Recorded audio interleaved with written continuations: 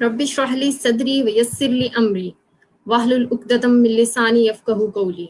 अस्सलामु अलैकुम ladies and gentleman, आप देख रहे हैं third year study MBBS study guidance session 2021 presented by humanity still exist Mohammad Safdar medical college Sialkot. This society works for welfare, education, medical camping and awareness. And we are honored to present this session on local and cabinet level. So, transition from the basic sciences to the clinical side is a little bit challenging for the students. That's why we arranged this session, and we invited a very bright students, distinction holder students who made amazing records in their academics. So ये session आप सबके लिए बहुत फायदेमंद होने जा रहा है इंशाल्लाह। Without any delay, I invite Mudassar Ramzan from fourth year, who got distinction in pathology and who topped his class, and who is very bright student throughout the year. Welcome, Mudassar. Thank you, Taira Api, for inviting me, and thank you everyone for being a part of this webinar. Today, I am here to share the guidance about the pathology. तो सबसे पहले मैं शुरू करूँगा micro से। तो मैंने आपको ग्रुप में टेक्स्ट भी किया था कि आप लोग जो हैं अपनी माइक्रो लेविंसन की बुक पास रख लें। तो हम स्टार्ट करते हैं बैक्टीरियोलॉजी से। तो इस आपकी बेसिक बैक्टीरियोलॉजी और क्लिनिकल बैक्टीरियोलॉजी है। बेसिक बैक्टीरियोलॉजी में से आपका एक एसईक्यू और 4 एमसीक्यूज आने हैं, और क्लिनिकल में से आपके 14 एमसीक्यूज आने हैं, दो एसईक्यूज आपके ओवरऑल आने हैं, और 3 एसईक्यू आने हैं आपके स्पेशल बैक्टीरियोलॉजी में से, जिनमें से एक एसईक्यू आपका आता है माइकोबैक्टीरिया में से। तो बेसिक बैक्टीरियोलॉजी जो है, अगर मैं अपने जूनियर्स की बात करूं मोहम्मद सफदर मेडिकल कॉलेज के, तो आपने जस्ट सिर्फ और सिर्फ अगर आप सर अब्दुल सत्तार साहब के नोट्स भी कर लेना जैसा वो पढ़ा रहे हैं, तो आप you will S it. And अगर इससे बढ़ के अगर आप करना चाहते हैं ना, तो आप थोड़ा एक बार चैप्टर्स को रीड कर लें। और इसमें जो आपके पास जो है ना चैप्टर पैथोजेनेसिस वाला, इसको आपने अच्छी तरह करना है। इसको क्यों अच्छी तरह करना है? क्योंकि जब मेरे पास प्रॉफ की रात थी तो मैंने स्पेशल बैक्टीरियोलॉजी नहीं पढ़ी थी, मैंने सिर्फ और सिर्फ ये पैथोजेनेसिस वाला चैप्टर किया था एज ए रिवीजन के तौर पे, क्योंकि इसमें तमाम बैक्टीरिया के डिफेंस मैकेनिज्म्स, वो कैसे बॉडी कन्वर्ट्स करते हैं, हर एक चीज़ उन्होंने लिखी हुई है। तो इस चैप्टर को मैं कहूँगा कि आप VIP करके लिख लें सामने, ये चैप्टर सबसे इम्पोर्टेंट है। और अगर हम स्पेशल बैक्टीरियोलॉजी की बात करें तो इसमें आप लोगों ने ओवरऑल हर चीज़ ही करनी है, ठीक है, लेकिन जिस चैप्टर पे आपने सबसे पहले अगर फोकस करना है तो माइकोबैक्टीरियम वाले पे करना है, उसमें से आपका एक एसईक्यू कंफर्म आता है। बाकी जो चैप्टर्स हैं उनमें से first chapter is very important, लेकिन काफ़ी ज़्यादा लेंथी है, तो आई विल रिकमेंड कि आप इसको स्केची से पढ़ें। स्केची की बात जहाँ तक है, तो स्केची आपने लाजमी लेनी है, लेकिन स्केची की आप लोगों ने बुक नहीं लेनी, स्केची के आप लोगों ने फ्लैश कार्ड लेने हैं, क्योंकि एट द एंड जब प्रॉफ की रात होती है या वाइवाज होते हैं तो आपसे ये सारी चीज़ें रिवाइज नहीं होती। मेरे एक दोस्त है अब्दुल हनान, उनकी भी मेरे साथ डिस्टिंक्शन है। अब मैंने लेविंसन पढ़ी थी, उन्होंने सिर्फ और सिर्फ स्केची पढ़ के हर एक चीज़ की उन्होंने डिस्टिंक्शन ली है। तो स्केची काफ़ी अच्छी बुक है, लेकिन स्केची को मैं अगेन कहूँगा, स्केची के आप लोगों ने फ्लैश कार्ड लेने हैं। जैसे अगर मैं पहले चैप्टर की बात करूँ, ग्राम पॉजिटिव कुकाई का जो चैप्टर है, तो वो काफ़ी लेंथी चैप्टर है, उसको करते करते 2-3 घंटे आराम से लग जाते हैं। तो अगर आपने स्केची सुनी होगी उसकी, तो आपको जस्ट 20 to 30 मिनट्स में आपका आराम से रिवाइज हो जाता है। इसी तरह आपने सब चैप्टर की स्केच सुननी है। उसके बाद आती है वायरोलॉजी। वायरोलॉजी में से आपका बेसिक वायरोलॉजी और क्लिनिकल वायरोलॉजी दोनों में से आपको कुल मिला के एक एसईक्यू और 6 एमसीक्यूज आने हैं। तो इस पे इतना ज़्यादा फोकस नहीं करना चाहिए। हाँ, इसको एक बार थारो अच्छी तरह पढ़ें, लेकिन फिर इसकी अगर आपने साथ से स्केची देखी हो तो आप थ्रू आउट सारा स्केची पे शिफ्ट हो जाए। Hope so you will cover it, क्योंकि इसमें से एक ही ऐसी क्यों आना है, तो इस पे इतना ज़्यादा फोकस नहीं करना, ये काफ़ी लेंथी है, और इसमें से ऐसी क्यों भी हमारे पास एक आता है। इसके बाद अगर हम माइकोलॉजी की बात करें, तो माइकोलॉजी में से आपका एक एसईक्यू और 4 एमसीक्यूज आने। सिर्फ 4 चैप्टर हैं, इनको अच्छी तरह करें, लिविंगस्टन से ही करें। आई रिकमेंड कि इसकी आप स्केची ना ही सुने तो बेहतर है, क्योंकि थोड़ी सी चीज़ें फिर मिक्सअप हो जाती हैं। तो मैंने इसकी स्केची नहीं सुनी थी, तो इसकी स्केची ना सुने, इसको आप थॉरोली लिविंगस्टन से ही कर लें। उसके बाद पैरासाइटोलॉजी, तो पैरासाइटोलॉजी की स्केचेस सुने, प्लस आपने अगर मतलब कुछ स्टूडेंट्स इतने ज़्यादा पढ़ने वाले नहीं होते, तो उनको मैं कहूँगा कि आप सारी की सारी जो है ना माइक्रोबायोलॉजी वो स्केची से कर लें। लेकिन जो आपकी पैरासाइटोलॉजी है ना, इसके जो साइकिल्स होते हैं ना, मतलब हर पैरासाइट का एक लाइफ साइकिल होता है, तो उसके साइकिल जो है ना आपने लिविंगस्टन से लाजमी करने हैं। हनान की भी डिस्टिंक्शन थी, उससे मैं पूछ रहा था तो बता रहा था कि उसने सारी की सारी स्केची पढ़ी थी, और लेकिन जो पैरासाइटोलॉजी है उसके लाइफ साइकिल्स आते हैं पास ऊपर में, तो वो जो साइकिल है ना वो आप लोगों ने यहाँ से करने हैं। अगर आपने फिर भी लिविंगस्टन नहीं पढ़नी, तो आई विल रिकमेंड कि जब सब सर अब्दुल सत्तार साहब आपको पढ़ा रहे हों, तो आप लोगों ने सारे के सारे उनके साइकिल्स अपने नोट्स पे नोट कर लेने हैं। तो आप अगर स्केची प्लस अब्दुल सत्तार साहब के नोट्स कर लेंगे, तो आपकी होप्स वो सारी की सारी माइक्रो कवर हो जाएगी इंशाल्लाह। और इसके साथ मैं ये कहूँगा कि सिर्फ बुक्स की तरफ ही ना घुसे रहें। अगर तो जैसे अगर हमारे अपने कॉलेज की मैं बात करूं, तो हम लोग खुद जाते थे, कल्चर लगाते थे, बैक्टीरिया की ग्रोथ प्लेट्स देखते थे, माइक्रो लैब में गए होते थे। तो आप लोग जाएं, ग्राम स्टडिंग करें, आप लोग जाके कल्चर स्वैब लेना सीखें, कल्चर लगाना सीखें, फिर उनके ऊपर कल्चर सेंसिटिविटी करना सीखें, फिर उसको मेजर करना सीखें। तो ये चीज़ें आपकी फ्यूचर में काफ़ी काफ़ी हेल्पफुल होंगी। नेक्स्ट नेक्स्ट अगर हम जनरल पैथोलॉजी की बात करें, जो हमारे पास पैथो का दूसरा कंटेंट है, तो इसके लिए आप लोगों ने मीडियम रॉबिन पढ़नी है। मीडियम रॉबिन पढ़नी है। अच्छा, कुछ चैप्टर्स ऐसे हैं कि जो यहाँ से आप करेंगे तो काफ़ी ज़्यादा लेंथी है, तो उनके लिए आई रिकमेंड कि आप बीआरएस या फिर फिरदौस ले लें। मैंने तो ऐसा कुछ नहीं किया था, लेकिन मैं कुछ अपने मतलब दोस्तों से पूछ रहा था, तो उन्होंने कहा है कि आप बीआरएस भी बता सकते हैं, बीआरएस भी काफ़ी अच्छी बुक है। तो सबसे पहले चैप्टर आपके पास सेल इंजरी में से आपका एक एससीक्यू और 4 एमसीक्यूज आने हैं। इस चैप्टर को थॉरोली यहाँ से करें। इस चैप्टर का कंटेंट की हर एक चीज इंपॉर्टेंट है, क्योंकि उन्होंने पास पेपर में पूछी हुई है। वैसे भी इस चैप्टर को रिवाइज करने में इतना कुछ टाइम नहीं लगता, तो आई रिकमेंड कि cell injury, cell death and adaptation का जो चैप्टर है आप यहाँ से करें। उसके बाद आता है आपका inflammation and repair. Inflammation and repair में से आपके 2 एससीक्यू आने हैं और 8 एमसीक्यूज आने हैं। होना इस तरह है कि एक एससीक्यू आपका इन्फ्लेमेशन में से आना है, एक एससीक्यू आपका रिपेयर में से आना है। 5 एमसीक्यूज आपके इन्फ्लेमेशन में से आएंगे और 3 एमसीक्यूज आपके रिपेयर में से आएंगे। तो इस चैप्टर पे आपको फोकस करने की जरूरत है। ये छोटा है, लेकिन इसमें से आपका एससीक्यू और एमसीक्यूज काफी ज्यादा, इसकी वेटेज काफी ज्यादा है। तो इसके लिए अच्छा, अगर आप जब इसके पास पेपर देखेंगे ना, तो उसमें से कुछ थोड़े से ऐसे क्वेश्चंस हैं जो कि सिर्फ और सिर्फ जिनके आंसर पास पेपर में है या फिर बिगर ओपन में है। जैसे कि अगर मैं रिपेयर की बात करूं, तो वो कोई 7 से 8 पेजेस पे लिखा हुआ है, लेकिन इसमें से एक एससीक्यू आता है। तो इसमें से जैसे कि एक है हमारे पास है intention by first healing and intention by second healing. या तो आप उसको पास पेपर से कर लें, मतलब मैंने तो उसको पास पेपर से किया था, या फिर आप उसको बिग रोबिन से उसके डिफरेंसेस देख लें। तो ये चैप्टर आपने अच्छी तरह करना है। इसके पास पेपर्स आप लोगों ने अच्छी तरह करने हैं, क्योंकि इसमें कुछ ऐसे क्वेश्चंस हैं जो कि इस चैप्टर में नहीं है, उन्होंने पास पेपर में पूछे हुए हैं। तो इस चैप्टर को आपने भी पास पेपर करना है।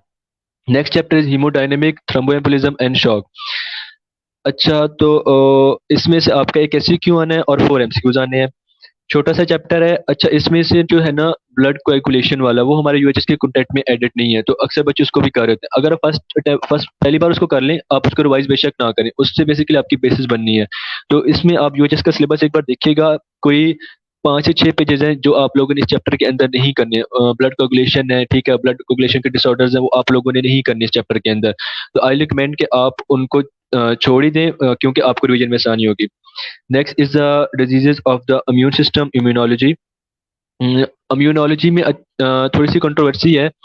इसमें से पहले मैं बता दूं, इसमें से एक एससीक्यू आने हैं और 5 एमसीक्यूज आने हैं। इसमें से थोड़ी सी कंट्रोवर्सी ये है कि कुछ लोग कहते हैं कि इसको लिविंगस्टन से करना चाहिए, कुछ कहते हैं कि इसको आप रॉबिन से कर लें।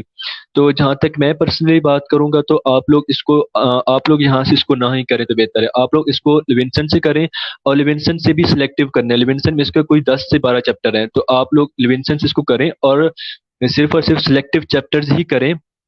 क्योंकि एंड पे रिवीजन में काफी मसला होता है। प्रॉफ में सिर्फ 2 दिन होते हैं, आपको माइक्रो भी रिवाइज करनी होती है, आपको पैथो भी रिवाइज करनी होती है। तो अगर आपने प्रिसाइज करके पढ़ा होगा तो दैट विल बी बेस्ट। तो जो आप लोगों ने चैप्टर्स करने हैं लिविंसन से, उसकी जो गाइडलाइन है वो मैं ग्रुप में शेयर कर दूंगा। अच्छा, इसमें जो है ना डिजीजेज ऑफ इम्यून सिस्टम में कुछ हमारे पास आती हैं ऑटो इम्यून डिजीजेज, उसका एक टेबल होगा। टेबल है आपके पास रोबिन पे, तो आप लोगों ने वो टेबल रोबिन से करना है। बाकी सारा जो है वो गाइडलाइन के अकॉर्डिंग सिलेक्टिव आप लोगों ने लिविंसन से ही करना है, इसको यहाँ से करने की कोई जरूरत नहीं है।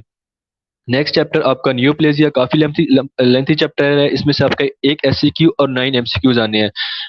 अच्छा, इसमें सारी की सारी कॉन्सेप्ट बेस्ड गेम होती है। जहाँ तक मैंने इसको किया था, तो मैंने ना इसको रोबिन से किया था। मेरे कुछ दोस्तों ने इसके डॉक्टर नजीब के लेक्चर भी देखे थे। लेकिन मैं ये कहूंगा कि अगर आप ये कॉन्सेप्ट नहीं बन रहे, अगर आप नहीं समझ नहीं आप डॉक्टर नजीब सुने, मतलब मैंने डॉक्टर नजीब नहीं सुना था, लेकिन मुझे मेरे दोस्त ने समझा दिया था ये वाला चैप्टर डॉक्टर नजीब के लेक्चर सुन के। तो it was pretty easy for me. अच्छा, जब इसको रिवाइज करना है आप लोगों ने, तो बिग रोबिन में आपके पास 2 से 3 टेबल्स हैं जिनसे आपका ये पूरा चैप्टर रिवाइज हो जाएगा। अब जब प्रोफ के दिन था, तो मुझे याद है इस चैप्टर को हार्डली मैंने कोई आधा घंटा दिया था। कैसे दिया था? क्योंकि मैंने इस चैप्टर को पढ़ा यहाँ से था, मैंने साथ में बिग रोबिन के सिर्फ वो जो 3 टेबल्स है वो खोल के रखे होते थे, और उन 3 टेबल से ना सारा चैप्टर रिवाइज हो जाता था, क्योंकि इसमें सिर्फ और सिर्फ कॉन्सेप्ट्स की गेम होती है। तो वहां से मतलब देखा था, अच्छा ये जीन ऐसे है, अगर इसकी डिलीशन हो गई तो ये वाली डिजीज हो जाएगी, और इसकी डिलीशन इस क्रोमोसोम पे होगी। तो इस तरह करते करते मतलब कि मेरा सारा चैप्टर आधे घंटे में रिवाइज हो गया था। तो आई रिकमेंड कि आप इसको पहली बार यहाँ से पढ़ें, सेकंड बार जब आप पढ़ रहे हो, आप साहब बी ग्लोबिन के जो मैं आपको बता दूंगा ग्रुप में, आप लोग वो टेबल खोलें, और दूसरी बार जब पढ़ें तो टेबल के साथ पढ़ें, और जब तीसरी बार मतलब जब आप प्रॉफ में पढ़ रहे होंगे तो आप सिंपली जाके वो टेबल्स देखें और आपका ये चैप्टर रिवाइज हो जाएगा। जेनेटिक्स आप काफी जगह से कर सकते हैं, इसमें से सिर्फ एक एससीक्यू और 2 एमसीक्यूज आने हैं। तो अगर आप लोगों ने यहाँ से नहीं पढ़ना, तो आई रिकमेंड कि आप इसको बीआरएस से कर लें या फिर कैप्लॉन से कर लें। अगर मैं बेस्ट कहूँ तो ये कैप्लॉन में मैंने सुना था और कुछ दोस्तों ने किया भी है, कैप्लॉन में काफी अच्छा लिखा हो। मैंने यहाँ से ही किया था। लेकिन अगर आप कैप्लॉन से कर लें, मतलब अगर आपसे रोबिन समझते आपसे रिवाइज नहीं होती, तो आप इसको कैप्लॉन से भी कर सकते हैं। या फिर एक एफएमयू यूनिवर्सिटी के कुछ नोट्स हैं, तो आप अगर वहां से भी कर लें तो दैट विल कवर इट। तो इन शॉर्ट, आप लोगों ने जो बुक्स यूज करनी है वो आप लोगों के पास एक मीडियम रोबिन मेन बुक है पैथो के लिए, और लिविंसन आपकी मेन बुक है उसके लिए, माइक्रो के लिए। साथ में आप लोगों ने माइक्रो में स्केची लाजमी देखनी है, और स्केची के आप लोगों ने फ्लैश कार्ड लेने हैं, स्केची की बुक नहीं लेनी। स्केची के फ्लैश कार्ड को आप लोगों ने एंड पे रिवाइज करना है। स्टार्ट में आप उनको साथ साथ पढ़ें, जब आपके पास प्रॉफ की रात हो, इतना ज्यादा रिवाइज नहीं होता, तो आप स्केची के इंपॉर्टेंट पॉइंट्स निकाल के लिविंसन के इंपॉर्टेंट पॉइंट्स निकाल के रख लें। जैसे बैक्टीरियोलॉजी है, बैक्टीरियोलॉजी में सिर्फ आप पैथोजेनेसिस वाला चैप्टर करें, ठीक है, बाकी आप साथ में स्केची देख लें। पैरासाइट की लाइफ साइकिल है, तो आप उनको लाइफ साइकिल से सिर्फ लिविंसन से रिवाइज कर लें, बाकी आपका स्केची कवर कर देगी। अगर रोबिन की बात करूं, रोबिन में से आप लोगों ने जो थारो के थोड़ा डिपेंड करने वाले cell injury, inflammation and repair, haemodynamics और नियोप्लेजिया, ठीक है, ये वाले चैप्टर जो है आपने यहाँ से ही करने हैं। बाकी जो जितने भी है ना, उनको मैंने आपको बताया है कि या तो आप कैप्लॉन से देख लें उनको, या फिर बीआरएस से देख लें, या एफएमजे के नोट्स हैं आप वहां से देख लें।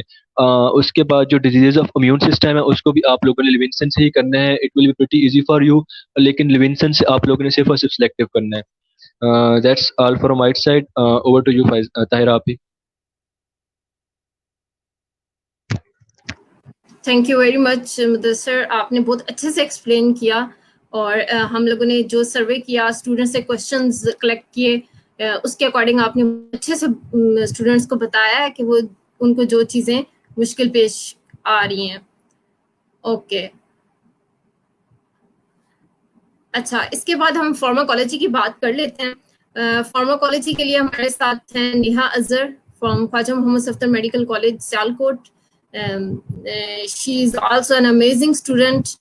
इनका ये रिकॉर्ड है कि यूएचएस में 7 डिस्टिंक्शंस थी, तो she was one of them to secure a distinction in pharmacology. जी नेहा।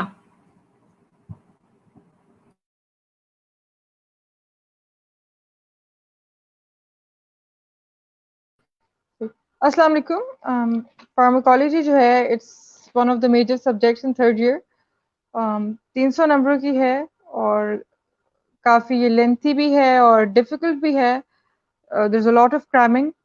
तो अब इसके लिए सबसे पहले तो बच्चे पूछते हैं कि बुक्स कौन-सी पढ़नी है। तो बहुत सारी बुक्स हैं, कैपलन है, मिनी कैटजिंग है, पिक कैटजिंग है और मल्टी ऑथर है, लिपिनकॉट है।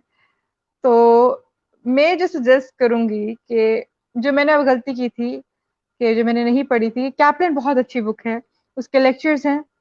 अगर उसको वक़्त पे अगर कर लेंगे लेक्चर्स को तो आपकी जो है, जो फिज़ियोलॉजी है वो भी हो जाती है, जो आपको रिक्वायर्ड है फार्माकोलॉजी जानने से पहले, और आपके जो है कॉन्सेप्ट बहुत अच्छे होते हैं।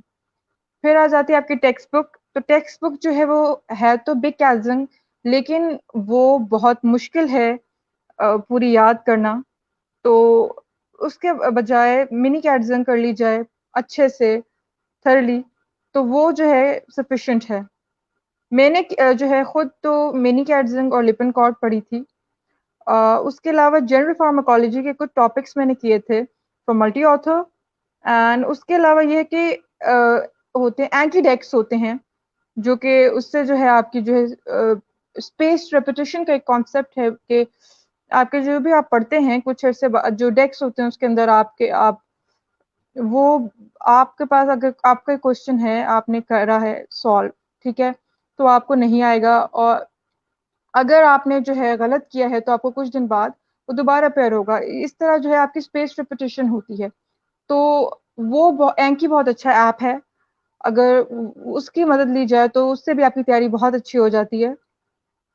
और इसमें ना रिटन जो है वो अटेम्प्ट करना, क्योंकि रिटन जो है पहले तो जब बेसिक्स कर रहे होते हैं तो रिटन इतना लेंथी नहीं होता। ये काफ़ी लेंथी पेपर होता है, 65 एमसीक्यूज होते हैं, 10 एससीक्यूज हैं। तो टू द पॉइंट लिखना है, एक्स्ट्रा लिखने की ज़रूरत नहीं है। ये है कि सबसे पहले आ जाता है general pharmacology, pharmacodynamics and kinetics बहुत इंपॉर्टेंट है, सबसे इंपॉर्टेंट डायनामिक्स हैं, ठीक है। एंड ये जो टॉपिक है ना, ये एक बुक से तो कवर नहीं होता। मैंने कैजन से भी किया था, लिपिनकॉर्ड से भी किया था, मल्टी ऑथर से भी किया था, लेकिन आपको सबसे करने की जरूरत नहीं है। कुछ टॉपिक्स हैं, जैसे आ जाता है साइनर्जिज्म, टॉलरेंस, डिपेंडेंस, जो इस तरह के जो टॉपिक्स हैं वो करने हैं मल्टी ऑथर से। उसके अलावा बाकी जो है वो सफिशिएंट है मिनी कैटजन। उसके अलावा लिपिनकॉर्ड की मेरा नहीं ख्याल की ज़रूरत है। इसमें जो है बस एक क्वेश्चन आना है, तो वो बस अच्छे से कर लिए जाए, फार्माकोडायनामिक्स एंड फार्माकोकाइनेटिक्स, उसको अच्छे से कर लिया जाए तो काफ़ी है। उसके अलावा नेक्स्ट टॉपिक आता है ऑटोनॉमिक नर्वस सिस्टम, बहुत इंपॉर्टेंट है, क्योंकि जो ऑटोनॉमिक नर्वस सिस्टम के ड्रग्स हैं वो बहुत सारी जो है सिस्टम्स के ऊपर एक्ट करते हैं। तो काफ़ी सारे सिस्टम्स के ड्रग्स हो जाते हैं अगर आप ऑटोनॉमिक नर्वस सिस्टम पहले कर लें। इसके अंदर जो है आपके सबसे पहले आपको पता होना चाहिए कौन से रिसेप्टर्स हैं, अल्फा रिसेप्टर्स है, बीटा रिसेप्टर्स हैं, मस्करनिक है, निकोटिनिक हैं। और ये सारे रिसेप्टर्स के आपको पता होने चाहिए कि इनके जो है फंक्शन क्या है, जब इनके ऊपर ड्रग्स एक्ट करते हैं तो किस तरह वो क्या इफेक्ट कॉज करते हैं। जो वो पता होगा तो हमारे लिए बहुत आसान होगी ऑटोनॉमिक नर्वस सिस्टम। सबसे पहले यहाँ पैरासिम्पथेटिक नर्वस सिस्टम की दिया गया है। तो पैरासिम्पथेटिक में ऑब्वियसली पाइलोकार्पिन हो गया और एसिटिलकोलिन, ये इंपॉर्टेंट हैं, इनके एक्शंस इंपॉर्टेंट हैं। और उसके अलावा जो होते हैं एड्रोफोनियम, इस तरह ये ड्रग्स जो होते हैं दीज आर इम्पॉर्टेंट, ठीक है। एंड उसके अलावा आते हैं ऑर्गेनोफॉस्फेट पॉइजनिंग, बहुत बहुत बहुत इंपॉर्टेंट है, बहुत दफ़ा एग्जाम में आई है। एंड इसका एक टिपिकल सिनेरियो होता है, एक फार्मर है और उसके जो हो गई है ऑर्गेनोफॉस्फेट, उसने जो है वो इंसेक्टिसाइड यूज़ किया, उसकी पॉइजनिंग हो गई है, वही टिपिकल सिनेरियो आता है। तो बहुत इंपॉर्टेंट है। उसके अलावा हमारे पास आ जाते हैं कोलिनर्जिक ब्लॉकर्स, एट्रोपिन आ जाता है, बहुत इंपॉर्टेंट है। Atropine is the most important, बाकी भी इसके अंदर आ जाते हैं। उसके ये करना, एट्रोपिन करना लाजमी है, उसके टॉक्सिसिटीज आ जाती हैं, उसके इफेक्ट्स आ जाते हैं। फिर आ जाते हैं सिम्पैथोमाइमेटिक्स, इसके अंदर आपके पास डिफरेंट ड्रग्स जिसमें एपिनेफ्रिन, नॉरएपिनेफ्रिन बहुत इंपॉर्टेंट है। और इनके जो भी चार्ट्स भी दिए हुए हैं वो भी करने हैं, इनके इफेक्ट्स ऑन मल्टीपल सिस्टम्स वो आपने करने हैं, specially on the heart. And उसके अलावा क्या आ जाते हैं एड्रीनो रिसेप्टर जो ब्लॉकर्स हैं, ब्लॉकर्स तो बहुत इंपॉर्टेंट हैं। सबसे इंपॉर्टेंट तो बीटा ब्लॉकर्स हैं क्योंकि वो कार्डियोवास्कुलर सिस्टम के डिजीजेस में भी जो हैं आप यूज करते हैं, माइग्रेन्स में भी यूज करते हैं, इतनी सारी कंडीशन में यूज करते हैं, तो बीटा ब्लॉकर्स लाजमी करने हैं। उनके टॉक्सिसिटीज, उनके इफेक्ट्स, सब कुछ A to Z beta blockers तो फिंगर टिप्स पे सब होना चाहिए उनके सारे, हर चीज। उसके अलावा अल्फा ब्लॉकर्स इतने इंपॉर्टेंट नहीं है लेकिन करने तो हैं क्योंकि ये टॉपिक जो ब्लॉकर्स वाला है, alpha and beta blockers, is very important. उसके अलावा जब आप ऑटोनॉमिक नर्वस सिस्टम कर लें तो जो आपने नेक्स्ट टॉपिक करना है वो कार्डियोवास्कुलर सिस्टम है। अच्छा, ऑटोनॉमिक नर्वस सिस्टम मैंने जो है वो किया था दोनों बुक से, लिपिनकॉर्ट से भी किया था मैंने और मैंने मिनिकैडजन से भी किया था, लेकिन किसी एक बुक से कर ले। ये लिपिनकॉर्ट में ज्यादा अच्छा दिया हुआ है एज कम्पेयर टू द मिनिकैडजन, लेकिन आपकी अपनी चॉइस है। वे कार्डियोवास्कुलर ड्रग्स आ जाते हैं तो वो मैंने किए थे मिनिकैडजन से, और वो जो है इम्पोर्टेंट चैप्टर है। अब इसके अंदर आपके पास हाइपरटेंशन, एक्चुअली कार्डियोवास्कुलर के साथ ब्लड भी आ जाता है, तो इसमें जो है आपके एक तो हाइपरटेंशन के ड्रग्स हैं। हाइपरटेंशन के ड्रग्स में ऑब्वियसली बीटा ब्लॉकर्स आ गए, हाइड्रोलिजिन एक्सेट्रा, वो सारे हमें पता होना चाहिए इमरजेंसी में कौन से यूज करते हैं, कार्डियो सिलेक्टिव कौन से हैं, नॉन कार्डियो सिलेक्टिव कौन से हैं। एंजाइना के ड्रग्स आ जाते हैं, एंटी एंजाइनल। इसमें इंपॉर्टेंट एक तो ये होती है मंडेज डिजीज इंपॉर्टेंट होती है, नाइट्रेट्स जो हैं वो उनका मैकेनिज्म ऑफ एक्शन क्या है। और उसके अलावा जो है हम जिस तरह आइसोसोर्बाइड नाइट्रेट हो गया, हम उसे कौन सा है जो देते हैं, सबलिंगुअल देते हैं, ठीक है। और ये चीजें इंपॉर्टेंट हैं। उसके अलावा आ जाता है नेहा, हार्ट आप फेलियर। क्वेश्चंस भी देखती जाएं, स्क्रीन पे शो हो रहे हैं आपको, तो साथ इन्हीं के इनके आंसर्स भी कर दें। ओके, मुझे ना शो नहीं हो रहे, एक मिनट। वेयर ANS लिपिन से करनी है। ANS जो है ना वो लिपिन से ज्यादा बेहतर है। बाकी आपकी अपनी चॉइस है, वैसे लिपिन बेहतर है। Alright. I think so. This question is for Mudassar. Which app you mentioned for practice? Anki.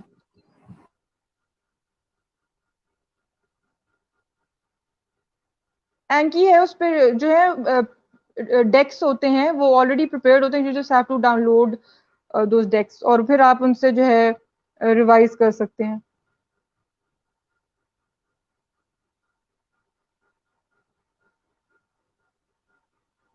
Okay, continue कर। ऑलराइट।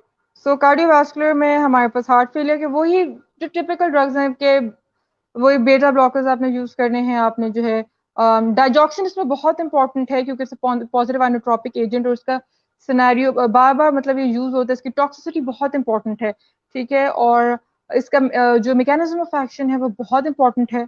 बहुत दफा क्वेश्चन रिपीट हुआ है, ये लाजमी इसको तो करना ही करना है क्योंकि इसके जो पैरासिम्पथेटिक इसकी एक्टिविटी है और उसके जो पॉजिटिव आइनोट्रोपिक इफेक्ट है दोनों पता होने चाहिए और टॉक्सिसिटी भी पता होनी चाहिए। और एक बहुत इंपॉर्टेंट क्वेश्चन है कि हम बीटा ब्लॉकर्स क्यों देते हैं क्रॉनिक स्टेबल हार्ट फेलियर में, तो वो एक इम्पॉर्टेंट क्वेश्चन है, वो पता होने चाहिए। एंड उसके अलावा हमारे पास एंटी रिदमिक ड्रग्स हैं। एंटी रिदमिक ड्रग्स जो होते हैं इसके अंदर ऑब्वियसली वही जो 5 की क्लासेस हैं, इनका टेबल बहुत अच्छा बना हुआ है, मिनी कैटजिंग वहां से कर लें। और उसके अलावा भी बाकी मिनी कैटजिंग में बहुत अच्छा दिया हुआ है। ये जो है ना टॉपिक क्या प्लान जो है उसके अंदर भी अच्छा दिया हुआ है एंटी रिदमिक ड्रग्स का, तो जहां से करना है आपकी अपनी चॉइस है। वैसे मैं ये कहूँगी क्या प्लान से भी एक दफा देख लें, वहां पर ज्यादा अच्छा दिया हुआ है। इसके अंदर आपको पता होना चाहिए कि कौन सा एंटी रिदमिक ड्रग जो है वो एक्ट कर रहा है कार्डियोमायोसाइट पे, कौन सा एक्ट कर रहा है on the pacemaker cells, ठीक है, कौन से रिदमियास को रोक रहा है। अब इसके अंदर जो क्लास 3 है वो बहुत इंपॉर्टेंट है, सबसे ज्यादा इंपॉर्टेंट 3 इंपॉर्टेंट है। उसमें म्यूड्रॉन आ जाता है, डोफेटलाइड एक्सेट्रा। वो जो म्यूड्रॉन है उसकी टॉक्सिसिटी बहुत इंपॉर्टेंट है और वो इसलिए इंपॉर्टेंट है क्योंकि उससे पोटेशियम चैनल्स नहीं और भी सोडियम चैनल्स भी ओपन और भी मल्टीपल चैनल्स जो है वो उनको जो है उन पे एक्ट करता है।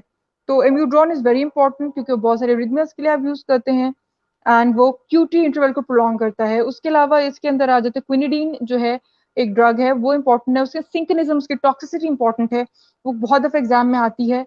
एंड इसके अलावा ये आता है कि जो सुपर वेंट्रिकुलर टैकिकार्डिया के लिए कौन से जो है वो एंटी रिदमिक ड्रग्स यूज किए जाते हैं, वो एक इंपॉर्टेंट है क्वेश्चन।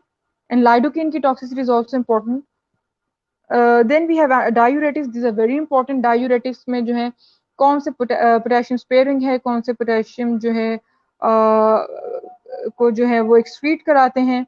उसके अलावा जो होते हैं जिससे एथेक्रिनिक एसिड है वो कॉज करता है आपके पास हेयरिंग लॉस करता है, वो बहुत इंपॉर्टेंट है। और ये डायूरेटिक्स के जो टॉपिक है ये बहुत इंपॉर्टेंट है, लाजमी अच्छे से करना है। इसके अंदर जो एसिटाजोलामाइड है उसका डायूरेटिक इफेक्ट ना वो हम यूज करते हैं इन अगर हम कहें कि अगर एडीमा हो गया उसमें भी यूज करते हैं, लेकिन हम उसके अलावा इसको ग्लोकोमा में भी यूज कर सकते हैं, सेरिब्रल एडीमा में भी यूज कर सकते हैं। तो इसके सिर्फ कार्डियोवास्कुलर नहीं, अदर इफेक्ट्स भी हैं। उसके अलावा आ जाता है हमारे पास ब्लड। ब्लड जो होता है उसमें आपने सिर्फ मेन करना है, ब्लड से मिनी कैटजिंग से इंपॉर्टेंट टॉपिक्स करने हैं, हेपरिन, वाफरिन। उसके अलावा जो होते हैं बस एक रीडिंग देनी है, ये इतने इंपॉर्टेंट नहीं है, जैसा आपको ऊपर ऊपर से करना है। एंड इसमें से ना ज्यादा और इसके अलावा है डिस्लिपिडेमिक जो है डिस्लिपिडीमिया के ड्रग्स। इसके लिए आप बस ऊपर ऊपर से इनके सिर्फ मैकेनिज्म पता होने चाहिए, नाम पता होने चाहिए, ये इतने इंपॉर्टेंट नहीं है। सिर्फ पता होना चाहिए कि कौन सी क्लास में कौन से ड्रग्स आते हैं और वो उनका एक्शन क्या होता है। उसके अलावा इंपॉर्टेंट टॉक्सिसिटीज पता होनी चाहिए, जैसे पता होना चाहिए स्टैटिन्स क्या करते हैं, नाइसिन क्या करता है, ये इंपॉर्टेंट है। इसमें इतनी डिटेल में, ये ब्लड भी इतनी डिटेल में नहीं करना, एंटीलिपिड वो डिस्लिपिडीमिया के ड्रग्स भी इतनी डिटेल में नहीं करने, क्योंकि वो आता नहीं है। यूजुअली जो क्वेश्चन है वो कार्डियोवास्कुलर से ही आता है। उसके अलावा फिर आपके पास आ जाते हैं नर्वस सिस्टम का। तो नर्वस सिस्टम जो है, अब ये एक तो ड्राई टॉपिक भी है, बहुत ज्यादा डिफिकल्ट है और उसमें क्रैमिंग बहुत ज्यादा है और पता नहीं चलता कहाँ से करना है। अब ये टॉपिक जो एक बुक से नहीं होगा, आपको कुछ टॉपिक इसमें से करने पड़ेंगे फ्रॉम मिनी कैटजिंग, कुछ लिपिनकॉर्ड से भी करने पड़ेंगे। अगर एक ही बुक करनी है तो मैं ये कहूंगी कि बेहतर है लिपिनकॉर्ड करें, क्योंकि मिनी कैटजिंग में इतनी डिटेल में नहीं दिया। अब सबसे इंपॉर्टेंट जो इसमें ऑब्वियसली इसमें एंटी एपिलेप्टिक्स बहुत इंपॉर्टेंट है एंड वो अच्छे से करने हैं। और इसके अंदर पता होना चाहिए कि कौन सा ड्रग इंपॉर्टेंट है, कि आपको पता होना चाहिए वैल्पोएट जो है वो किस केस में देते हैं। अब जिस तरह गाबापेंटिन कब देनी है, ये इंपॉर्टेंट है, और वैल्पोएट इंपॉर्टेंट है इसके अंदर। और इसके अंदर जो है एक important drug that is given in the absence seizures, वो इम्पॉर्टेंट है कि कौन सा ड्रग एब्सेंस सीजर्स में दिया जाता है।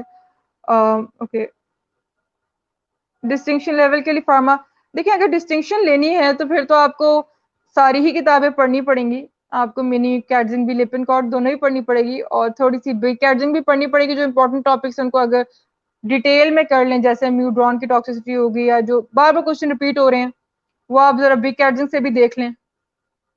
तो ये है कि अगर आपका कॉन्सेप्ट अच्छा है तो आपकी डिस्टिंक्शन आ ही जाएगी। उसके लिए आपको बस रिवीजन बार बार करनी पड़ेगी। अच्छा, ऑलराइट। यू मीन के डिस्टिंक्शन के लिए स्टूडेंट्स को सारी बुक्स पढ़नी चाहिए और डिटेल से चीजों को पढ़ना चाहिए? मैं ये नहीं कह रही कि सारी करनी चाहिए, क्योंकि स्मार्ट स्टडी जो होती है ना वो बेहतर होती है हमेशा। स्मार्ट स्टडी करनी है, लेकिन ये मैं कह रही हूँ कि आपने अगर एक टॉपिक आपको पता है बार बार वो पास पेपर्स में आ रहा है, ठीक है, और आपको अच्छे मार्क्स लेने हैं, जैसे आपको पता है म्यूड्रॉन आ रहा है, डाइजॉक्सिन आ रहा है, या आपको पता है सक्सिनलकोलिन आ रहा है बार बार, तो आप उसको अगर एक दफा कर लें, बिग कैटजिंग से उसके पॉइंट्स बना लें, अच्छा सा वो अच्छा आपका पेपर रिटर्न अच्छा हो जाएगा। इसलिए मैं कह रही हूँ अगर आपने डिस्टिंक्शन लेनी है तो इंपॉर्टेंट टॉपिक्स आप बिग कैटजिंग से जो इंपॉर्टेंट है, जो बार बार रिपीट, सिर्फ वही उनको आप देख लें। बाकी आपको जो है जो मिनी कैटजिंग है वो आपको शुरू से आखिर तक आनी चाहिए, रट्टी भी होनी चाहिए। अब अगर डिस्टिंक्शन लेनी है तो आपको बार बार तैयारी करनी पड़ेगी। ये नहीं है कि आप अपना टाइम वेस्ट करें, आपके पास टाइम है, आप दिन में कम से कम 2-3 घंटे तो फार्मा पढ़ें रोजाना, बार बार तैयारी करें, रिवीजन करें, क्योंकि फार्मा ना एंड पे नहीं होती। और ये फार्मा अभी नहीं, बाकी मेडिसिन में भी आगे काम आएगी, जो भी आपने आगे करना है उसमें काम आएगी। तो इसको तो आपको बार बार पढ़ना पड़ेगा। Okay, revision makes you a good student.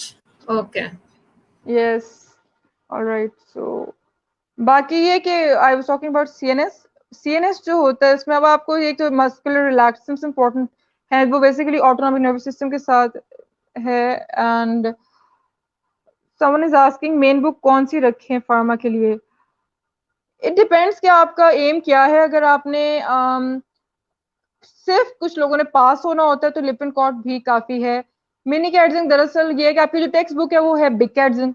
अब आप बिग कैटजिंग नहीं पढ़ सकते, वो बहुत लेंथी है, तो बेहतर है आप उसकी जगह मिनी कर लें। अगर आपने पास होना है और आपके पास अभी कोई आपको नहीं समझ आ रही क्या करें, तो आप करें लिपिनकॉट। और अगर आपने जो है आपके पास टाइम है तो आप मिनी कैटजिंग देख लें, क्योंकि ये आपके जो टेक्स्ट बुक है उसी की एक छोटी उससे किताब है, तो ये बेहतर है आप अगर मिनी कैटजिंग भी देख लें। पास पेपर कौन से लें? Past paper key to UHS.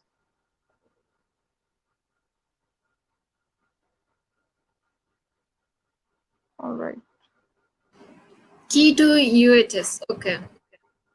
Ji, alright हाँ जी, आप कंटिन्यू करें, अब ओके क्वेश्चंस ओके लास्ट पे लेंगे। ऑलराइट। सो बाकी सीएनएस में आप जो बस पास पेपर के क्वेश्चन कर ले, क्योंकि सीएनएस अक्सर बच्चे जो है ना छोड़ भी देते हैं, लेकिन छोड़ना नहीं है। सीएनएस में से जब आपका क्वेश्चन इंपॉर्टेंट जो है आपने बस करना है, और जो पास पेपर है वो करने हैं। एंटी एपिलेप्टिक्स आपको पता होने चाहिए, आपको जो है उसके अलावा एनेस्थेटिक्स जो है उसमें इंपॉर्टेंट टॉपिक्स आपको पता होना चाहिए। प्रोपोफॉल एक पता होना चाहिए, उसके अलावा आपको जो है मतलब आपको पता होना चाहिए कि इनहेल्ड और आईवी एनेस्थेटिक्स के जो है और जो है नाम पता होने चाहिए, मैकेनिज्म पता होना चाहिए। आपको पता होना चाहिए डिसोसिएटिव एनेस्थीसिया कौन करता है, कीटोमिन कॉज करता है, आपको पता होना चाहिए वो। उसके अलावा आपको पता होना चाहिए कि लोकल एनेस्थेटिक में आप साथ में एपिनेफ्रिन क्यों देते हैं लाइडोकेन के साथ, तो वो एक इम्पॉर्टेंट है वो। एंड उसके अलावा आपके पास antipsychotics and antidepressants हैं। अब ये किसी भी एक बुक से बस इम्पोर्टेंट इम्पोर्टेंट कर लें जो भी पास पेपर में आए हैं। ड्रग्स ऑफ अब्यूज इतने आपसे आते तो नहीं है, लेकिन बस इसमें से अगर आप इम्पोर्टेंट कर लें जो है वही काफी है। एंडोक्राइन आ जाता है। एंडोक्राइन जो है इसको आप बस मिनी कैटजिंग से कर ले, ये काफी है। इसके लिए ना बस एक डायबिटीज के जो ड्रग्स होते वो के लिए दिए जाते हैं, एंटी डायबिटिक इंसुलिन की जो है कुछ फॉर्म्स है, वो एक दफा देख लें। उसमें से लिपिन कॉर्ट में थोड़ी अच्छी लिखी हुई है। बाकी जो है सारे जो ड्रग्स हैं वो काफी हैं। स्टेरॉइड्स वगैरह, थायराइड, ये सारे इधर दिए हुए हैं इन द मिनी कैटजिंग, वो यहाँ अच्छे दिए हुए हैं। सिर्फ एक एंटी डायबिटिक्स है, वो अगर आप देखना चाहें तो लिपिन कॉर्ट में से देख लें। फिर आपका सबसे इम्पोर्टेंट, बहुत ही इम्पोर्टेंट, जिससे आपका पेपर का मेजर पोर्शन आना है, दैट इज कीमोथेरेप्यूटिक ड्रग्स। अब कीमोथेरेप्यूटिक ड्रग्स जो आपको है, अब आपकी अगर अच्छी है, आपकी माइक्रो अच्छी है, तभी आपको पता है कि आपको पता है कि बैक्टीरिया की कौन सी क्लासिफिकेशन है, आपको पता है फंजाई क्या है, कौन कौन से हैं, पैरासाइट्स पता है, उसके बाद ही आप कर सकते हैं ड्रग्स। तभी आपको पता होगा कि उनके कौन से स्ट्रक्चर के अगेंस्ट ये जो है ड्रग एक्ट कर रहा है। ठीक है, तो इसके अंदर जो है मैंने ये किया था कि पहले जो मैंने ना पहले 3 चैप्टर तो किए थे दोनों से, ठीक है। बाकी मैंने ना इम्पोर्टेंट ये किया था कि उसमें से ना कुछ कुछ पॉइंट्स लिपिन कॉर्ड से उठा के मैंने रख दिए, उस पे लिख लिए थे अपनी मिनी कैटजिंग पे। वैसे बेहतर जो है ना ये भी कीमोथेरेप्यूटिक वैसे लिपिन कॉर्ड में ज्यादा अच्छी दी हुई है। इसमें जो रेजिस्टेंस का जो टॉपिक है कि रेजिस्टेंस कैसे डेवलप होती है, ये दिया हुआ ही नहीं है मैंने कैटजिंग में, तो वो आपने लिपिन कॉर्ड से करना है। उसके अलावा बाकी जो है इसका स्पेक्ट्रम बहुत इंपॉर्टेंट होता है। तो जो स्पेक्ट्रम है ना, उसका तरीका ये है कि अब आप स्पेक्ट्रम हर किताब से तो आप लिख नहीं सकते, ठीक है। आप एक पेज पे जो आप लिपिन कॉर्ट में और जो आपको मिनी कैटजिंग में स्पेक्ट्रम लिखा हुआ है वो उस ड्रग के नीचे कर लें, और उसका कोई भी निमोनिक बना के याद कर लें। अब निमोनिक जो है वो इस पे बहुत सारे ना होती हैं यूट्यूब पे, या आप देख लें, या फेसबुक में भी डिफरेंट पेजेस होते हैं या चैनल्स होते हैं, उन्होंने निमोनिक्स बनाए हुए होते हैं, उन पे आप जाके देख सकते हैं। वो निमोनिक्स बनाए हुए होते हैं और आप उससे आपको बहुत आसानी से याद हो सकता है। इसलिए निमोनिक बनाना बहुत लाजमी, क्योंकि आपको भूल जाएगा स्पेक्ट्रम इन दी एंड। और इसमें जो है ये तो बहुत ही इंपॉर्टेंट, इसके अंदर बीटा लैक्टम एंटीबायोटिक्स वगैरह एक्सेट्रा, पेनिसिलिन एंड उसके अलावा जो है पेनिसिलिन वो सॉरी पेनिसिलिन बहुत इंपॉर्टेंट है। बहुत दफा इसका क्वेश्चन आया हुआ है, उसके जो एक्शन है वो कैसे सेल वॉल सिंथेसिस इनहिबिट करते हैं। एंड उसके अलावा जो होते हैं सिप्रोफ्लॉक्सिस आर आल्सो इंपॉर्टेंट, उनकी क्लासिफिकेशन इज इंपॉर्टेंट। एंड उसके अलावा रेड मैन सिंड्रोम कौन सा ड्रग करता है वो एक इम्पॉर्टेंट है। उसके अलावा आपके पास आ जाते हैं जो कौन से हैं जो आपने स्यूडो ट्यूमर सेरेब्राई कॉज करते हैं, और जो है बच्चों के अंदर बोन डिफेक्ट्स कौन सा ड्रग कॉज करता है, this is an important question.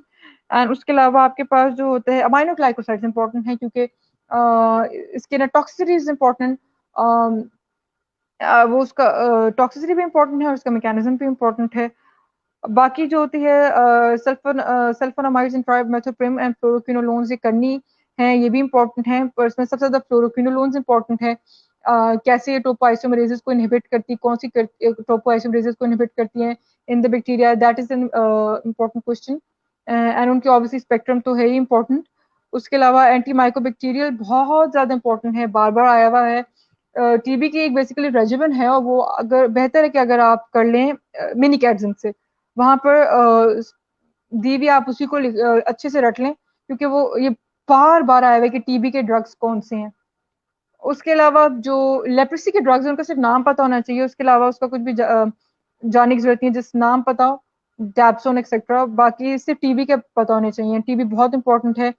फिर एंटी फंगल आ जाते हैं, एंटी फंगल में एजोल्स हैं, आपको पहले तो क्लासिफिकेशन मैकेनिज्म पता होना चाहिए, एजोल्स आर इम्पोर्टेंट। उसके आपको ऑब्वियसली टॉक्सिसिटीज पता होनी चाहिए। एंड उसके अलावा आ जाता है निस्टैटिन एक्सेट्रा, एम्फोटेरिसिन बी, यही है इनके स्पेक्ट्रम अगेन।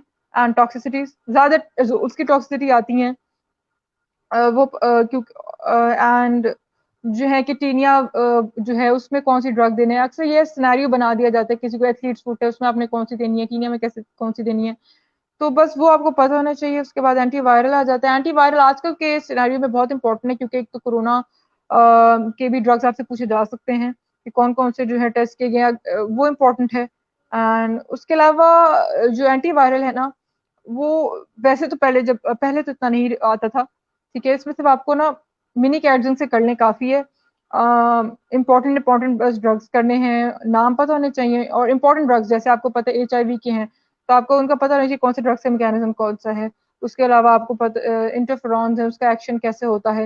एंड इन्फ्लुएंजा के जो ड्रग्स हैं वो उनका पता होना चाहिए। एंड लिवेडो रेटिकुलरिस कौन सा ड्रग कॉज करता है, इट्स एन इम्पोर्टेंट MCQ, ये बहुत दफा आता है, तो ये पता होना चाहिए कि लिवेडो रेटिकुलरिस कौन सा ड्रग कॉज करता है। एंड इसके अलावा अगर आप इसके ना बस एंटीवायरल बस में इम्पोर्टेंट ही करना है, इसमें इतनी डिटेल नहीं करनी होती। उसके अलावा यूनिट ट्रैक के एंटीसेप्टिक्स का यूजुअली क्वेश्चन नहीं आता, अगर एंड पे टाइम मिल जाए तो देख लें, वैसे इतना इंपॉर्टेंट ये नहीं है।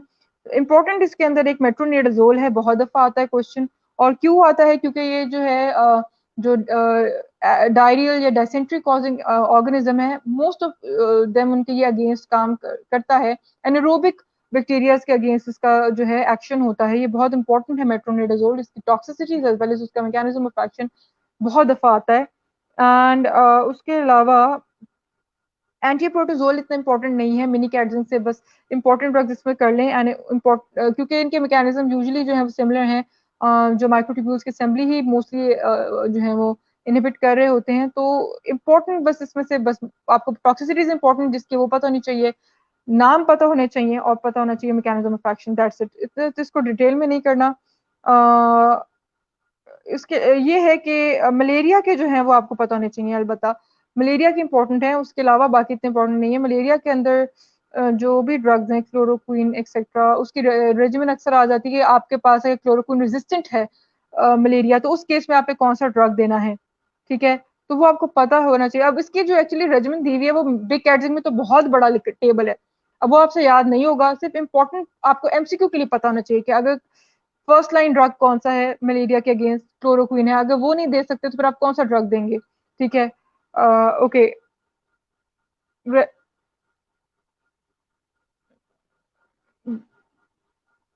ग्रेडेशन कर दे 1 to 3 Lipin mini captain. Okay, मेरे ख्याल से कैप्लिन नंबर 1, कैप्लिन, क्योंकि अगर उसके आप लेक्चर सुनते हैं तो कैप्लिन सबसे बेहतर है, क्योंकि उसके लेक्चर्स हैं वो बहुत डिटेल आपकी जो फिजियोलॉजी वाला गैप भी पूरा कर देते हैं। देन लिपिनकॉर्ड, एंड थर्ड पे मिनी कैटजिन।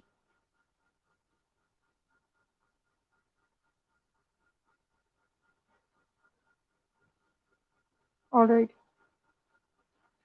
ऑलराइट, सो उसके बाद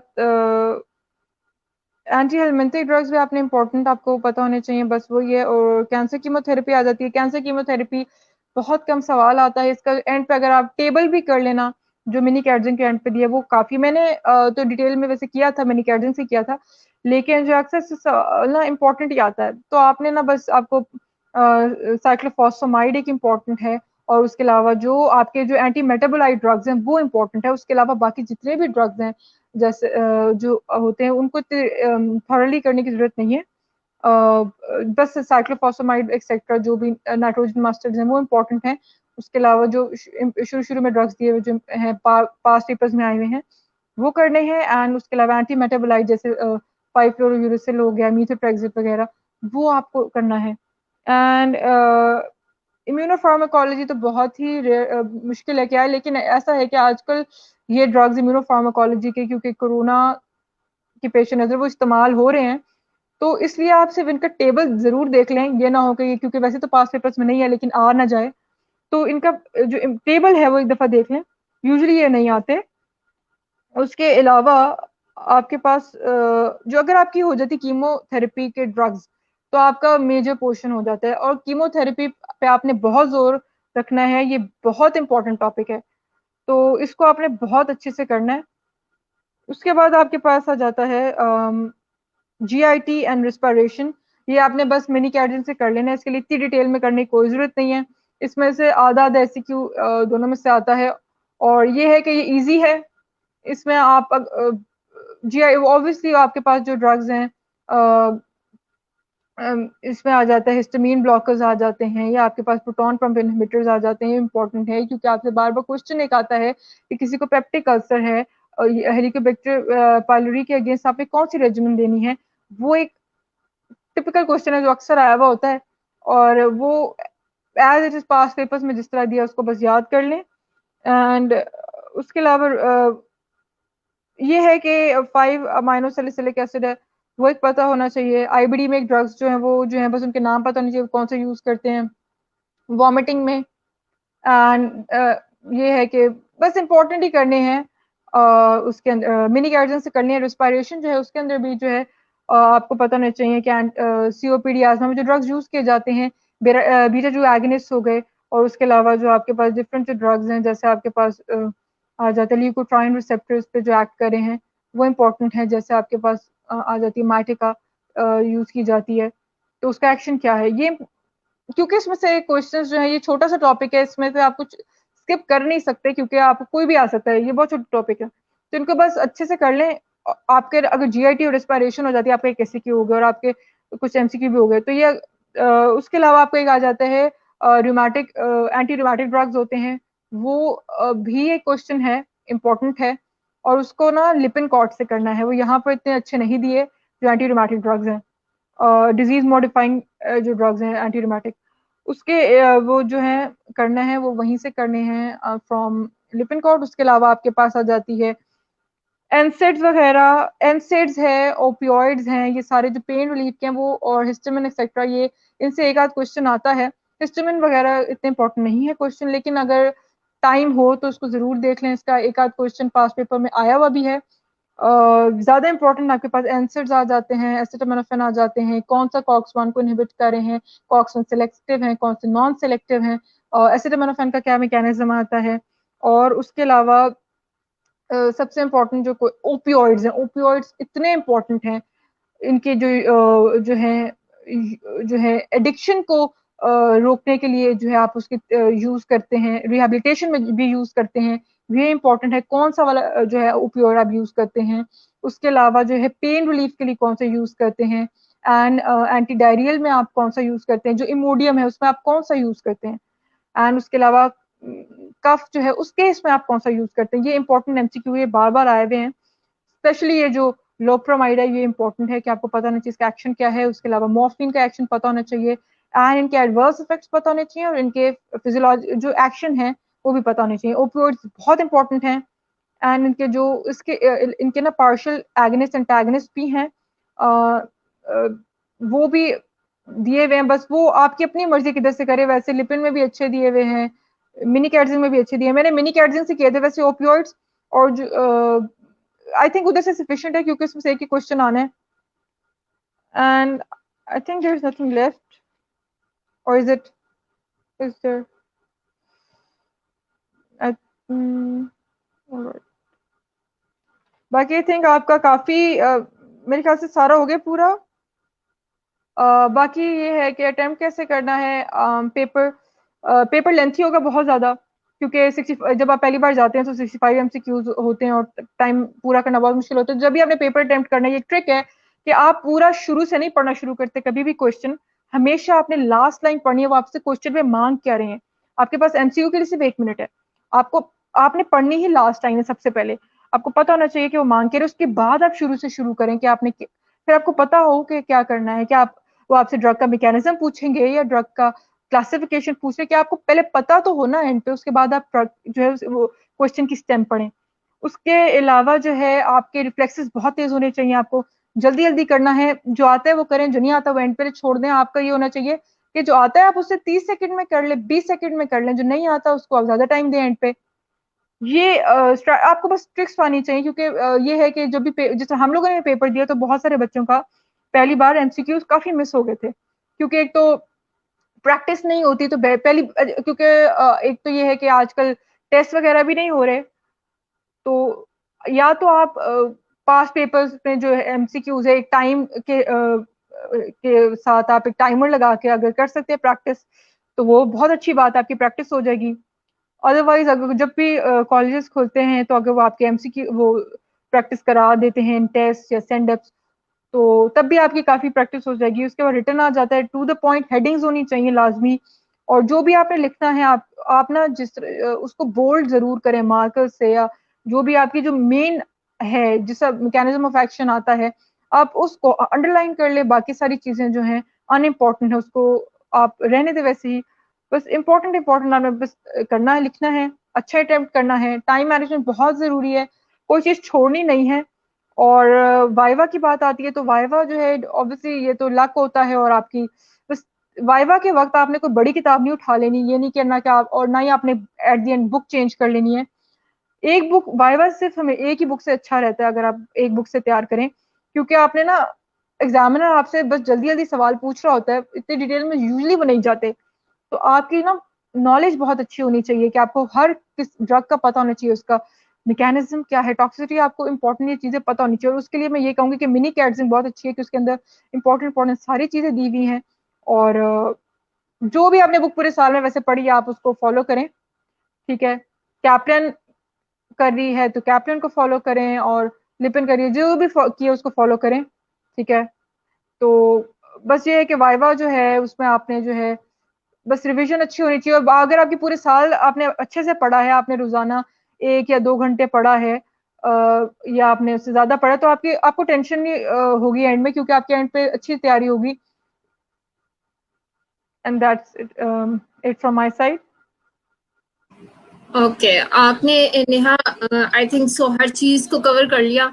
बहुत अच्छे से आपने एक्सप्लेन किया हर चीज को, और उम्मीद है कि स्टूडेंट्स को इस चीज से बहुत फायदा हुआ होगा। और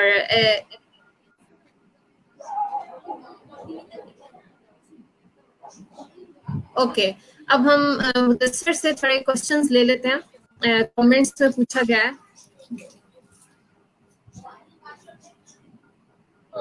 जी आप मुझे बता दीजिए, क्वेश्चन में आंसर करता हूँ।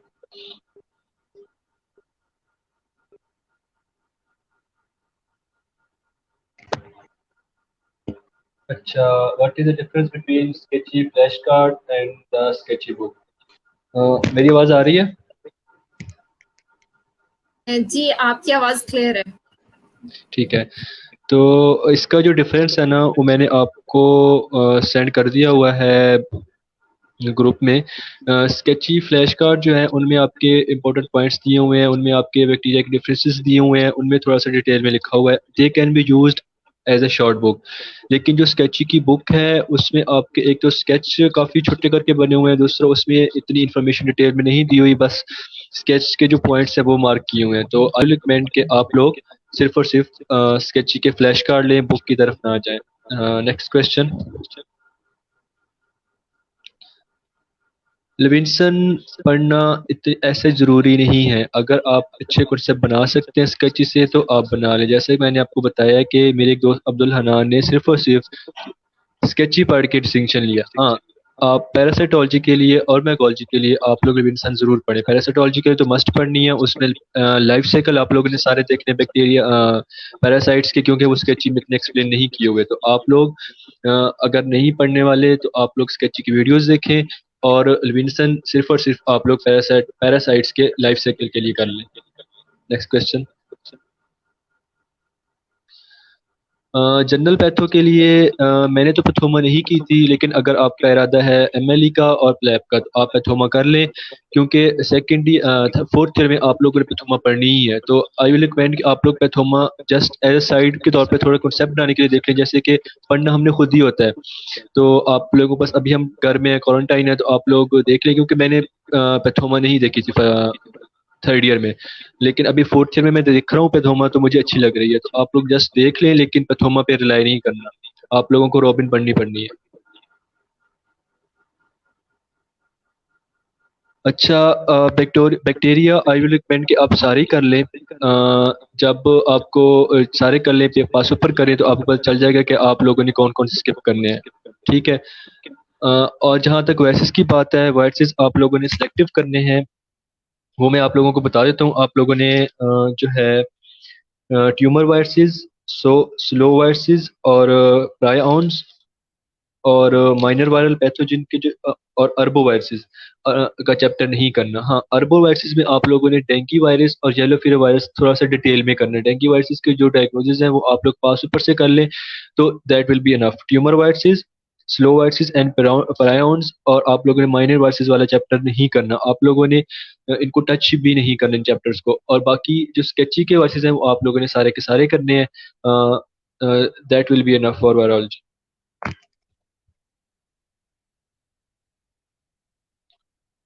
Can it be use? अच्छा, तो आई थिंक सो इसका आंसर हो गया है। ये आई थिंक सो उसका पूछ रही थी, रॉबिन्स का ही पूछ रही, पैथोमा का पूछ रही थी। Okay, that's it. चले, थैंक यू, चलो।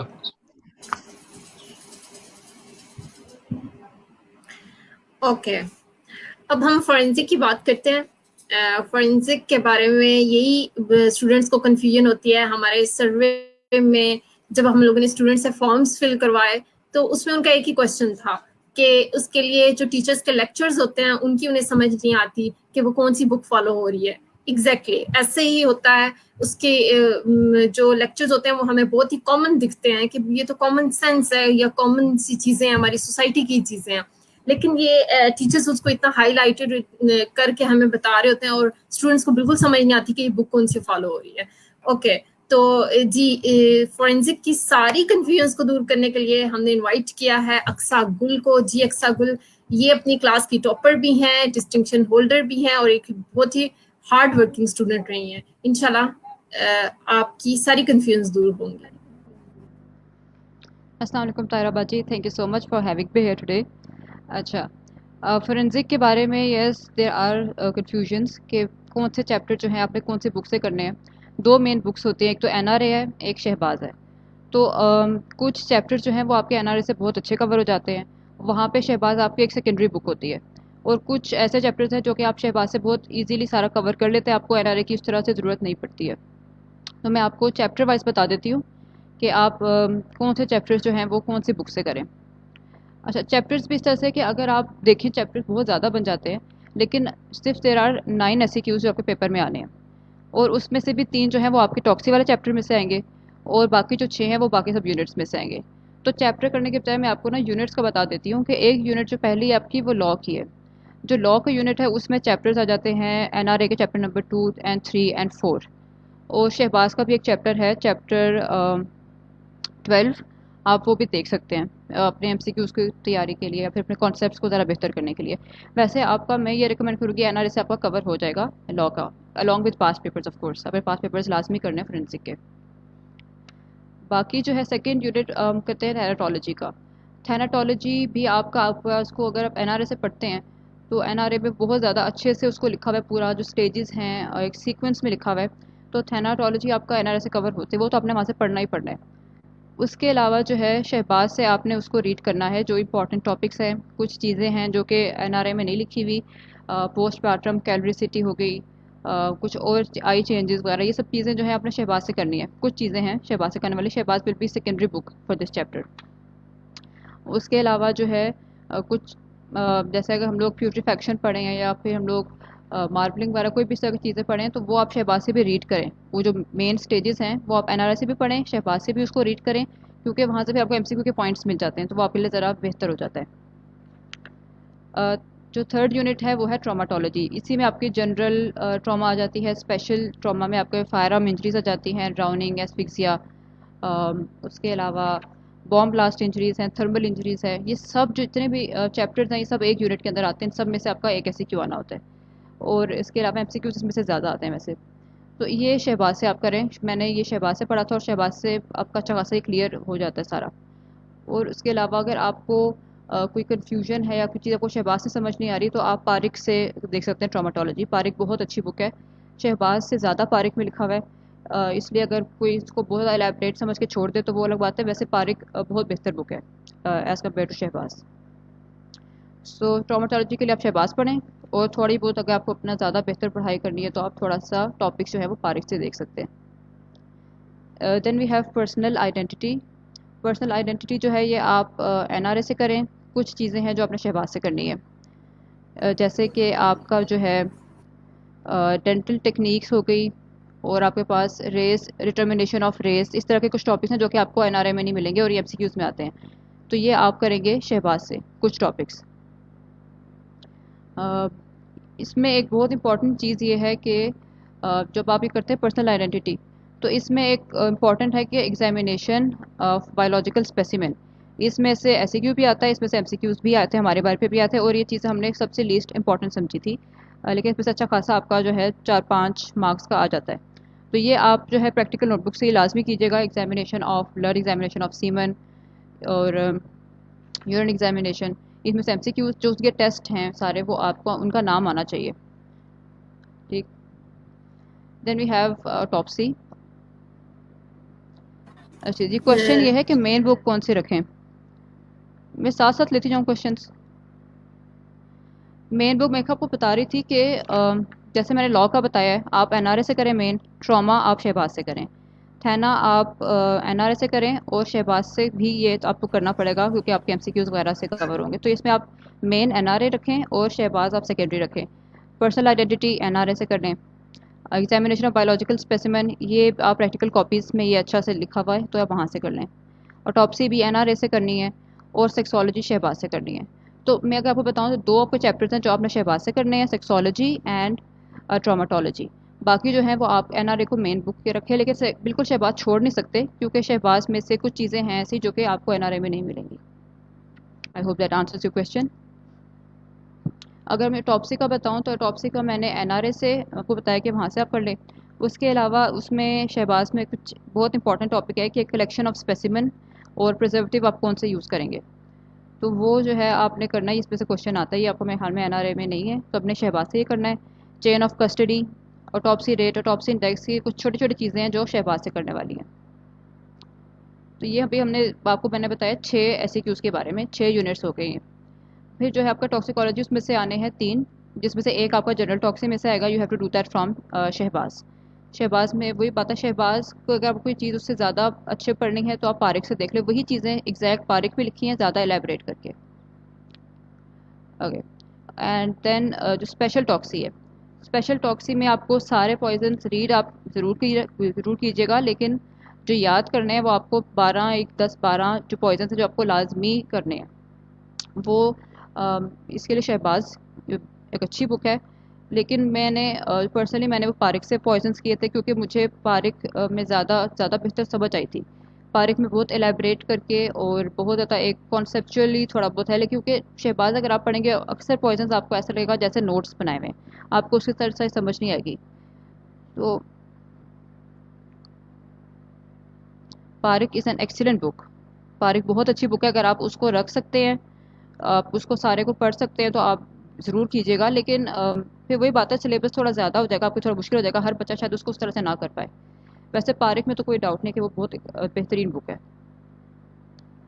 लेकिन जब मैं अगर आपको बता रही हूँ कि मैंने एनआरए से पढ़ा था और मेरा एनआरए से अच्छा खासा सिलेबस कवर हो गया था, ऐसी बात नहीं कि चीज़ छूट गई हो। और फिर जाहिर सी बात है कुछ सेकेंडरी चीज़ें हैं जो शहबाज से आप करेंगे, जो मैंने आपको कुछ थोड़ा बहुत पीछे बताया है। आप देख लीजिएगा, जो चीज़ें वहाँ पे आपको नहीं एनआरए में मिल रही वो आप शहबाज से देख लें। So yeah this was about the books. Okay, Aqsa एक क्वेश्चन बहुत हमें मिला है, स्टूडेंट्स पूछ रहे हैं कि इसका जो फोरेंसिक का मतलब रिटन है और एमसीक्यू, वो कैसे अटेम्प्ट कैसे किया जाए। तब हम अपनी सेल्फ राइटिंग भी यूज करते हैं, बहुत से कॉमन टॉपिक्स भी हैं लाइक मतलब इंजरीज में या इस तरह से। तो एमसीक्यू किस तरह से कवर हो सकते हैं और रिटन किस तरह से अच्छा इंप्रेशन वाइज अच्छा हो सकता है।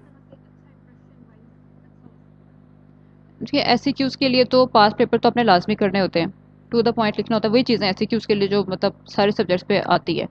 एमसीक्यूज के बारे में मैं बस आपको ये बताऊंगी कि एमसीक्यूज आप अगर लिमिटेड पढ़ के एमसीक्यूज कोशिश करेंगे कि आपके अच्छे हो जाएंगे तो बहुत मुश्किल है कि आप सिर्फ सेलेक्टिव पढ़ें, कुछ टॉपिक्स पढ़ें और आप एक्सपेक्ट करें कि आपके एमसीक्यूज अच्छे होंगे। एमसीक्यूज अच्छे करने के लिए आपको बहुत ज़्यादा रीड करना पड़ता है, आपको बहुत ज़्यादा बुक्स पढ़नी पड़ती हैं। अब मैं आपको अगर बता रही हूँ तो मैं आपको सिंपल करके बता रही हूँ। आप एनआरए पढ़ें, शहबाज पढ़ें, जितना आपसे हो सकता है, जितना आप अच्छा पढ़ सकते हैं उतने आपके एमसीक्यूज अच्छे होंगे। अगर आप कोई चीज़ बिल्कुल छोड़ दें, क्योंकि कोई भी लाइन ही है ना, वो कोई से भी कोई भी पॉइंट उठा सकते हैं, एक पॉइंट किसी भी बुक से, तो एमसीक्यूज के लिए ज़्यादा पढ़ना ज़रूरी होता है, एलैबोरेट पढ़ना ज़रूरी होता है। ट्रॉमेटोलॉजी मैंने शहबाज से की थी, हमें शहबाज से ही पढ़ाया गया था और शहबाज से हो जाता है इजीली। कुछ yes there are some topics, जैसे बॉम्ब ब्लास्ट इंजरीज है वो आप एनआरए से देख लें, और उसके अलावा मैंने यहाँ पे को लिखा था हेड इंजरीज है वो आप देख लें, एनआरए से वो भी हो जाती है। लेकिन जो है ना फायर आर्म इंजरीज वगैरह ये तो आपको शहबाज से बहुत अच्छी कवर हो जाती है।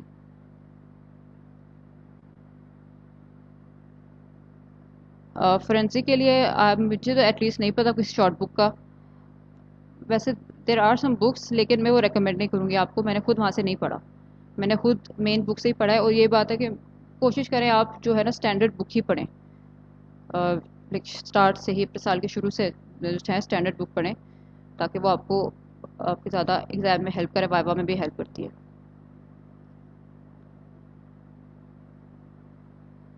जी, और भी क्वेश्चन?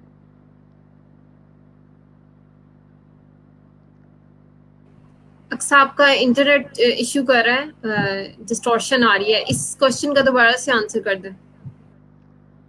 जी ये पूछ रहे, मैं हमें किसी शॉर्ट बुक का पूछ रहे हैं। मैं ये कह रही हूँ कि शॉर्ट बुक का मैंने खुद नहीं पढ़ा हुआ किसी शॉर्ट बुक से फोरेंसिक का, तो इसलिए मैं आपको नहीं बता सकती कि कौन सी, अगर वो बुक सही होगी या नहीं सही होगी। मैंने खुद स्टैंडर्ड बुक ही पढ़ी है, मेरी कोशिश थी मैं पारिक से चीज़ें कवर करूँ। No I don't know about any lectures. आप लेक्चर सुने जो आपके टीचर्स के हैं, जो आपको क्लास में पढ़ाए जाते हैं, मेरे हाल में कोई वीडियो लेक्चर्स का मुझे नहीं पता। ओके, फोरेंसिक के मोस्टली टीचर्स के ही लेक्चर्स होते हैं।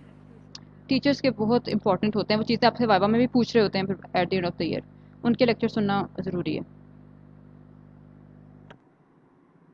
ओके, तो अक्सा आप फोरेंसिक के वाइवा के बारे में क्या कहेंगे, वाइवा ऑस्पी। मैं बहुत एक सिंपल सी बात करूँगी कि देखिए वाइवा और ऑस्पी वही चीज़ें, मैं आपको वही कह रही थी कि स्टैंडर्ड बुक अगर आप पढ़ रहे हैं, आप अगर अच्छी बुक को शुरू से फॉलो करें, तो आपका ऑस्पी हो, वाइवा हो, या फिर आपके एमसीक्यूज हो, एससीक्यूज हो, सब कुछ उसी में से आता है, वहीं से कवर हो जाता है। या सर फ़हीम और मैम समीना के लेक्चर्स बहुत ज़्यादा ही आपको हेल्प करते हैं। तो यही बात है कि मैं ऐसे नहीं कि वाइवा के लिए कुछ अलग तरीके से तैयारी करूँ या उसके लिए किसी और अलग तरीके से तैयारी करूँ, ऑस्पी के लिए सब कुछ वही है। आपका अगर कॉन्सेप्ट सही है, आपने सारा साल ठीक पढ़ा है, आपके लिए वाइवा ऑस्पी इतना मुश्किल नहीं होता, आपको वो चीज़ें पहले की आ रही होती है।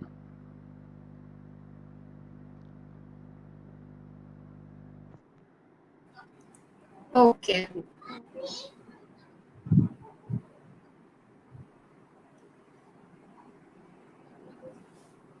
Do we have some other questions? कोई ओवरऑल टिप आप देना चाहिए फोरेंसिक को लेके। जी, फोरेंसिक के बारे में मैं ये कहूँगी कि और दो इसके जो मार्क्स हैं टोटल फार्मा पैथो से कम है, लेकिन आप बिल्कुल भी ये मत कीजिएगा कि मैं at the end of the year जो है मैं फोरेंसिक को कर लूँगा। फोरेंसिक का सिलेबस जैसे मैंने आपको बताया बहुत ज़्यादा, आपको लगता है कि बहुत ज़्यादा सिलेबस। अगर आप पहले तो बात ये कि आपने टॉस को फॉलो करना है, आपको यूनिट्स मेन यूनिट्स का पता होना चाहिए कि मैं जो इतने चैप्टर्स कर रहा हूँ ये लेके इनमें से आना सिर्फ एक सवाल है, तो आपको इतना पता होना चाहिए कि जो मैं सारी तैयारी कर रहा हूँ ये एक यूनिट की कितने चैप्टर्स है और कितनी उसकी वेटेज है। उसके अलावा ये कि थ्रू आउट द ईयर आपको इसको थोड़ा बहुत पढ़ते रहना चाहिए, आप बिल्कुल इसको छोड़ें मत, इसको लाइट ना लें, क्योंकि जिस तरह से बीएस है, बीएस काफ़ी बच्चे एट द एंड पढ़ के इजीली पास हो जाते हैं, वो मुश्किल नहीं होता, लेकिन फोरेंसिक को उस तरह से ट्रीट नहीं करना। फोरेंसिक को आपने साथ साथ ट्यूटोरियल के साथ या टेस्ट के साथ पढ़ते रहना है।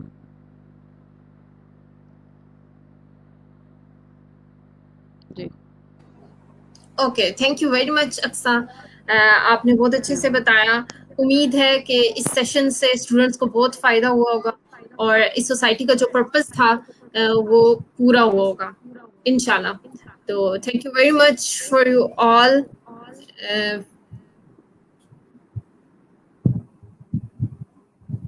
Stay safe, stay home, Pakistan जिंदाबाद। अल्लाह हाफिज।